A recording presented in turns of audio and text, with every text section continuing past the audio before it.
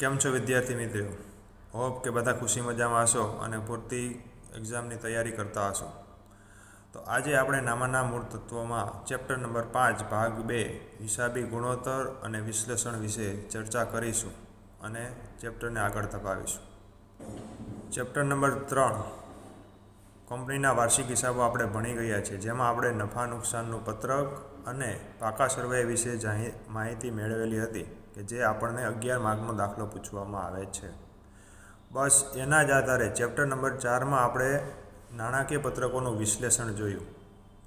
Same એવી જ રીતે ચેપ્ટર નંબર 5માં નાણાકીય પત્રકો જે આપેલા હોય, નફા નુકસાનનું પત્રક હોય કે પછી આપણે બેલેન્સ શીટ હોય એટલે કે પાકું સર્વે હોય, એના આધારે આપણે એનાથી થોડુંક વધારે ઊંડું વિશ્લેષણ કરીને શીખવાનું.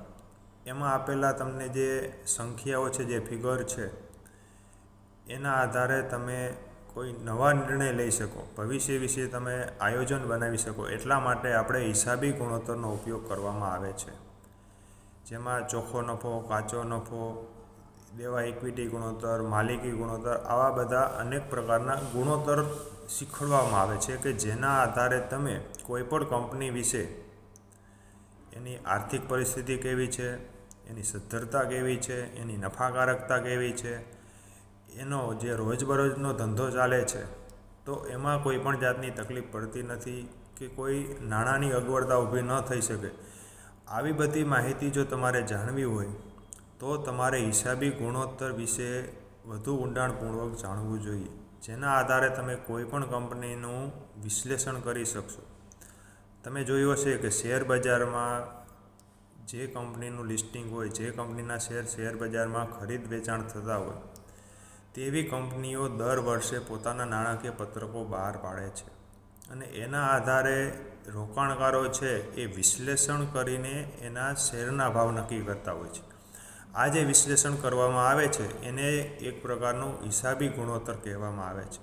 તો આ ચેપ્ટર એ દૃષ્ટિએ આપણા માટે ખૂબ જ ઉપયોગી છે કે ભવિષ્યમાં જે વ્યક્તિને શેર બજાર સાથે જોડાવવું હોય, એમાં આગળ પોતાની કારકિર્દી બનાવવી હોય, તો આ ચેપ્ટર એમને ઘણું બધું ઉપયોગી બનશે. તો ચાલો શરૂઆત કરીએ આપણે ચેપ્ટર નંબર 5 હિસાબી ગુણોત્તર અને વિશ્લેષણ. હિસાબી ગુણોત્તર અને વિશ્લેષણ. પ્રસ્તાવના મેં જે તમને કીધું એ પ્રમાણે આ તમને આગળ જતાં શેરબજાર સાથે જોડાવામાં, એના સાથેના નિર્ણયો લેવામાં, કંપનીની સદ્ધરતા જાણવામાં વગેરે માટે ઉપયોગી થઈ શકશે. અને આનો મુખ્ય આધાર આપણે જે શીખી ગયા છે તે નફા નુકસાનના પત્રકો અને પાકું સરવૈયું એ મુખ્ય આધાર રહે છે. આ ચેપ્ટરમાંથી તમને એક વાક્યના અને વિકલ્પના 2 પ્રશ્ન પૂછવામાં આવે છે. એ દૃષ્ટિએ જોવા જઈએ તો આ ચેપ્ટરની દરેક લાઈન આપણા માટે ખૂબ જ મહત્ત્વની છે. વિકલ્પ અને એક વાક્યના પ્રશ્નો ક્યાંથી કેવી રીતે પૂછી લઈએ એનું કંઈ નક્કી ના હોય. એટલા માટે હું તમને બધાને રિક્વેસ્ટ કરું છું કે આ ચેપ્ટરની દરેક લાઈન પોતે જાતે સરખી સમજીને વાંચી લેવી અને જરૂર જણાય ત્યાં તમારે અંડરલાઈન પણ કરતું રહેવું. વ્યાખ્યાથી શરૂઆત કરીએ.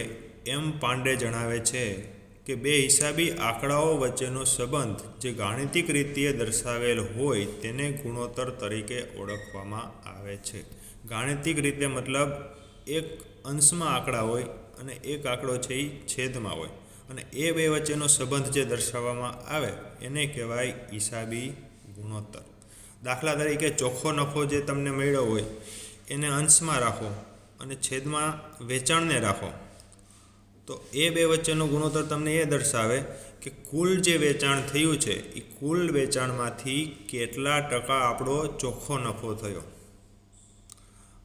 આ ગુણોત્તર ગણવાનું કારણ મુખ્ય એક છે કે તમે આ વર્ષના નફા કે આ વર્ષના કોઈ પણ આંકડા છે એ આંકડાને તમે ગયા વર્ષ સાથે સરખાવી શકો, તમારી પોતાની એક કંપનીને બીજી કંપની સાથે સરખાવી શકો.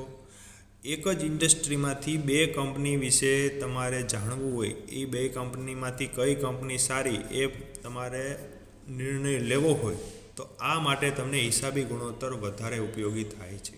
દાખલા તરીકે આપણે સિરામિક ઇન્ડસ્ટ્રી લઈએ તો સિરામિક ઇન્ડસ્ટ્રીમાં કોઈ પણ 2 કંપની તમે લઈ લો, જેમ કે કજારિયા અને સોમાણી. તો કજારિયા અને સોમાણીનું બેયનું વેચાણ છે એ અલગ અલગ હોઈ શકે. એકમાં આપણે માની લઈએ કે કજારિયાનું વેચાણ 5,000 કરોડ છે અને સોમાણીનું વેચાણ 3,000 કરોડ છે. તો એની સામે એનો નફો જે હોય એ તમે નફો આંકડામાં જોવા જાઓ તો બે કમ્પેરિઝન કરવી અઘરી પડે. માની લઈએ કે કજારિયાનું વેચાણ 5,000 કરોડ અને તેનો નફો જે થયો છે એ 500 કરોડ થયો. તો 5,000ના 10% એટલે 500 કરોડ થયા. હવે એની સામે સોમાણી જે છે એનું વેચાણ 3,000 કરોડ છે અને એનો નફો માનો કે 400 કરોડ હોય તો સોમાણીનો નફો 3,000 કરોડ વેચાણની સામે 400 કરોડનો નફો છે. અને જ્યારે કજારિયાનું વેચાણ 5,000 છે એની સામે 500 કરોડ છે એટલે કે 10% છે. તો સોમાણીનું વેચાણ જે છે એ 10%થી વધારે થઈ ગયું. ટકાવારીમાં તમે જોવા જાઓ તો સોમાણીનો જે નફો છે એ નફો એના વેચાણની કમ્પેરિઝનમાં 10%થી વધારે થયો. જ્યારે કજારિયાનું વેચાણ છે એની સામે એનો નફો 10% થયો. તો ટકાવારી પ્રમાણે તમે જુઓ તો સાચો ખ્યાલ આવે કે કઈ કંપની વધારે નફાકારકતા ધરાવે છે. નફો વધારે છે કજારિયાનો 500 કરોડ, સોમાણીનો 400 કરોડ. જ્યારે એની નફાકારકતા તમે જુઓ, નફાના છેદમાં વેચાણને આધારે ગણતરી કરો તો ત્યારે તમને ખ્યાલ આવે કે સોમાણીનું ભલે વેચાણ ઓછું છે પણ સામે એની નફાકારકતા છે એ વધારે છે. તો આ જ તમારે આ ચેપ્ટરમાં શીખવાનું છે અને આના વિશે આ જ રીતે આપણે એનાલિસિસ કરતા રહેવાનું છે. હવે આપણે જોઈએ ગુણોત્તરની વિશેષતા. નાણાકીય પત્રકના ઉપયોગી અર્થઘટન અને વિશ્લેષણ કરવા માટે એટલે કે બે વચ્ચે તુલના કરવા માટે આપણે ગુણોત્તરનો ઉપયોગ કરીએ છીએ. હવે ગુણોત્તરથી તમને કોઈપણ બે કંપની વિશે, કોઈપણ બે વર્ષ વિશે તમે સરખામણી કરી શકો છો. તેમની સાથે સરખામણી કરવાથી સારા અને ખરાબ પરિણામની જાણકારી આપણે મેળવી શકાય છે. પોઈન્ટ નંબર 1 છે ગુણોત્તરની વિશેષતામાં ભૂતકાળના નાણાકીય પત્રકોને આધારે ગણાયેલા ગુણોત્તરો સાથે સરખામણી કરવી. ભવિષ્ય સાથે સરખામણી કરવી શક્ય નથી. જે પણ કાંઈ સરખામણી કરવામાં આવે એ ભૂતકાળના નાણાકીય પત્રકો સાથે કરવામાં આવે. પછી એ તમે ગયા વર્ષના એના આગલા વર્ષ સાથે કરો કે પછી એક કંપનીના ગયા વર્ષની બીજી કંપનીના ગયા વર્ષ સાથે સરખામણી કરો, પણ કોઈ દિવસ ભવિષ્ય સાથે સરખામણી થઈ શકતી નથી. ભવિષ્ય માટે તો માત્ર આપણે પૂર્વાનુમાન જ કરવાનું રહે છે. પેઢી દ્વારા વિકસાવેલા ગુણોત્તરો સાથે સરખામણી, મતલબ કે પેઢીએ નક્કી કરેલું હોય કે મારો ચોખ્ખા નફાનો ગુણોત્તર છે એ 25% રહેવો જોઈએ.